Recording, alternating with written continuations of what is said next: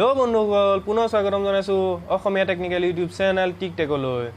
বন্ধুসকল, আজি এই ভিডিঅ'টোৰ যোগেদি মই আপোনালোকক জনাম যে মই ইউটিউবৰ ভিডিঅ' এডিটিঙৰ বাবে কি এপছ ব্যৱহাৰ কৰোঁ।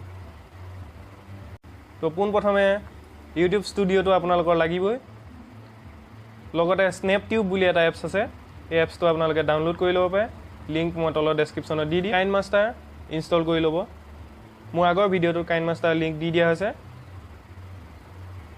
লগতে থাম্বনেইল মেকাৰ, আপোনালোকৰ যিটো ভিডিঅ' হয় ভিডিঅ'টোৰ থাম্বনেইল বনাবৰ বাবে থাম্বনেইল মেকাৰ বুলি এটা এপছ আছে, এই এপছটো আপোনালোকে ডাউনলোড কৰি ল'ব।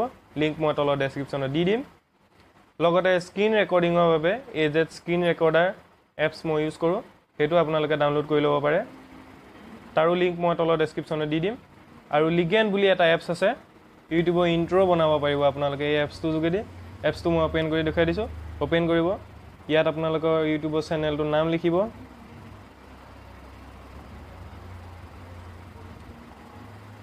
ক্লিক কৰিব,